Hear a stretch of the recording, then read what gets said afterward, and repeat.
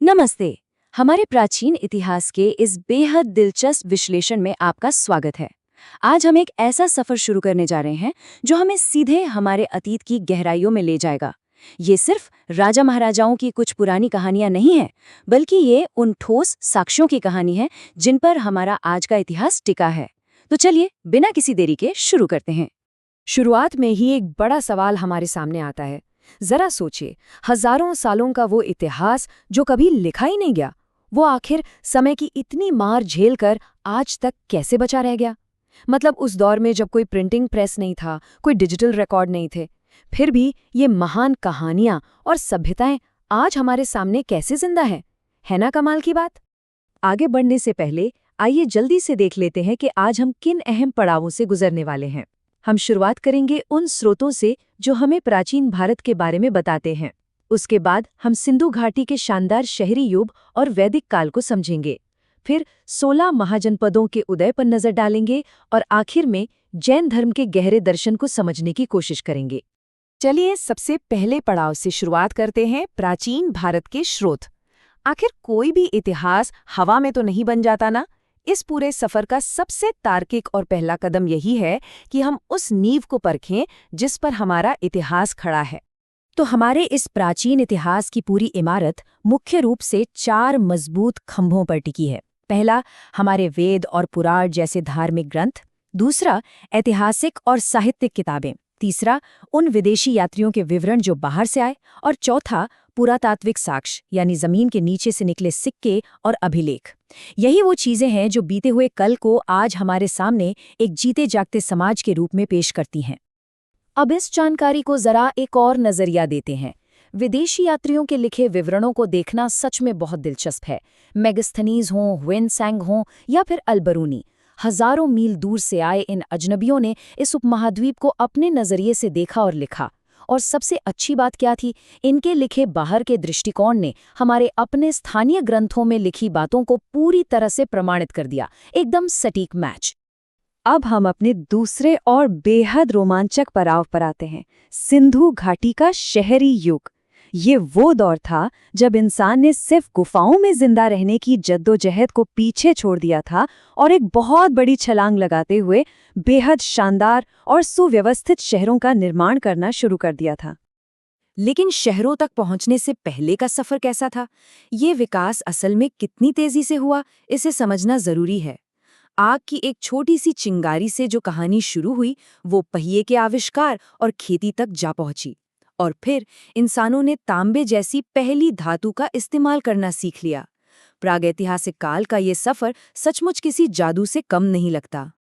और जब हम रेडियो कार्बन डेटिंग जैसी आधुनिक वैज्ञानिक तकनीकों का इस्तेमाल करते हैं, तो एक चौंकाने वाला सच सामने आता है। महान सिंधु घाटी सभ्यता की शुरुआत लगभग 2350 ईसा पूर्व में हुई थी। जरा सोच कर देखिए, इतने हजारों साल पहले इतनी उन्नत और विकसित व्यवस्था का होना, ये सच में हैरान कर देने वाली बात है। उस समय के लोगों का वास्तुकला यानी आर्किटेक्चर का जो अनुशासन था ना, वो बिल्कुल बेमिसाल था। एकदम समकोण यानी 90 डिग्री पर एक दूसरे को काटती हुई सड़कें और ऐसे घर जिनके मुख्य दरवाजे सामने सड़क पर नहीं बल्कि पीछे की तरफ खुलते थे। क्यों? ताकि घर में शांति रहे, प्राइवेसी बनी रहे और सड़क की धूल से बचाव हो सके। और एक और बात जो सबसे ज्यादा हैरान करती है, खुदाई में युद्ध की कोई तलवार या हथियार नहीं मिले। बिल्कुल शांतिपूर्ण समाज। लेकिन इतिहास हमेशा एक जैसा नहीं रहता। ये एक पेंडुलम की तरह है जो एक सिरे से दूसरे सिरे तक झूलता है। एक तरफ हमारे पास सिंधु घाटी के वो शानदार शहर थे, व्यापार से जुड़े हुए और बिना किसी हथियार के। और जब उनका पतन हुआ तो दूसरी तरफ शुरुआती वैदिक काल में एक बिल्कुल नई दुनिया बसी। एक ऐसा ग्रामीण समाज जो पूरी तरह से खेती, पशुपालन और तेज दौड़ने वाले घोड़ों और रथों पर निर्भर था। कितना बड़ा बदलाव था ये। इसी के साथ हम पहुंचते हैं अपने तीसरे हिस्से पर, वैदिक काल। ये वो समय था जब छोटे छोटे गांव धीरे धीरे एक होकर बड़े और विशाल राज्य तंत्रों की शक्ल ले रहे थे। आइए देखते हैं ये कैसे हुआ। वैदिक काल के लोगों की प्रशासनिक समझ सच में कमाल की थी। उनका सिस्टम बिल्कुल एक सीढ़ी की तरह था। सबसे नीचे एक छोटा सा कुल यानी परिवार, फिर कई परिवारों से मिलकर बना ग्राम यानी गांव, उससे बड़ा विश्व, फिर जन और आखिर में जाकर बनता था एक पूरा राष्ट्र यानी राज्य। सबसे छोटी इकाई से लेकर सबसे बड़ी इकाई तक जवाबदेही तय करने का ये एक बेहद आधुनिक और शानदार तरीका था। लेकिन उस दौर की एक बहुत ही दिलचस्प बात पता है क्या थी? उस समय अमीरी को जमीन या सोने चांदी से नहीं नापा जाता था। असली संपत्ति होते थे पशु, खास तौर पर गायें। इसीलिए उस समय के बड़े बड़े युद्ध किसी जमीन पर कब्जे के लिए नहीं, बल्कि गायों को हासिल करने के लिए लड़े जाते थे। इन युद्धों के लिए एक खास वैदिक शब्द था गविष्ठी, जिसका सीधा सा मतलब था गायों की खोज। धीरे धीरे समय बीता और समाज में एक बहुत गहरा और कहें तो सख्त बदलाव आने लगा। शुरुआती ऋग्वेद के समय में जो काम का बंटवारा था वो बहुत लचीला था, पूरी तरह से इंसान के कौशल और उसके काम पर आधारित था।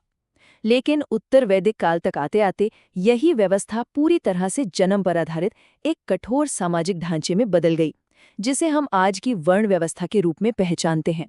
समय का पहिया थोड़ा और आगे बढ़ता है और हम 6ठी शताब्दी ईसा पूर्व में पहुंच जाते हैं।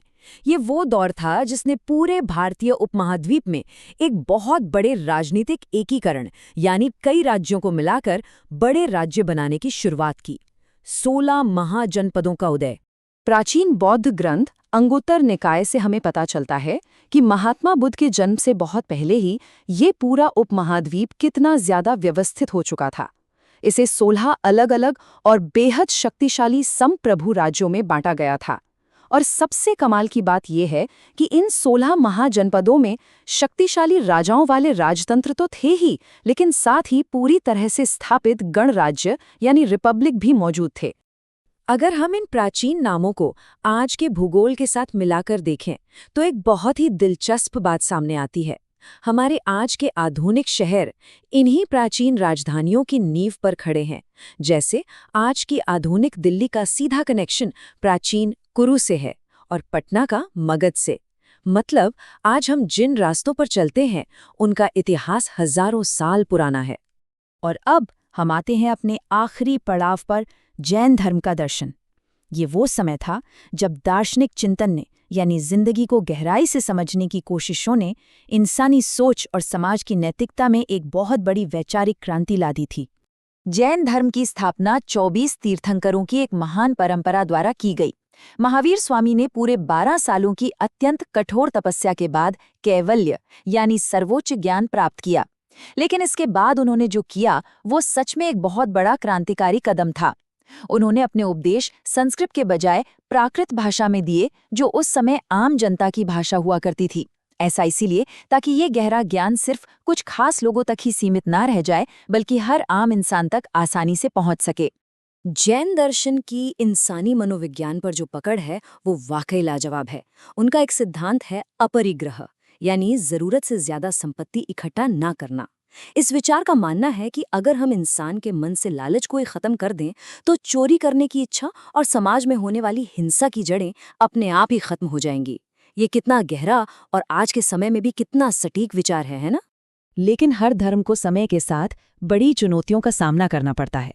मगध में पड़े एक भयानक 12 साल लंबे अकाल ने जैन समुदाय के सामने एक बहुत बड़ा ऐतिहासिक संकट खड़ा कर दिया।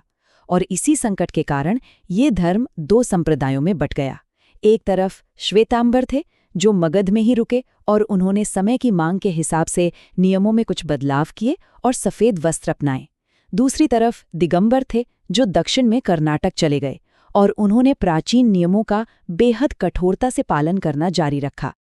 तो जैसे जैसे हम इतिहास के इस शानदार विश्लेषण के अंत पर आते हैं, एक बहुत ही गहरा सवाल हमारे दिमाग में गूंजता है।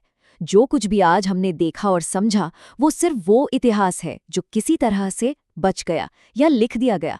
लेकिन जरा सोचिए, मानव सभ्यता का ऐसा कितना बड़ा हिस्सा होगा जो कभी दर्ज ही नहीं हो पाया। ऐसा कितना अलिखित इतिहास होगा जो समय की राख में हमेशा हमेशा के लिए खो गया। सच में ये एक ऐसा विचार है जो हमें अपने अतीत के बारे में और भी ज्यादा जानने के लिए प्रेरित करता है।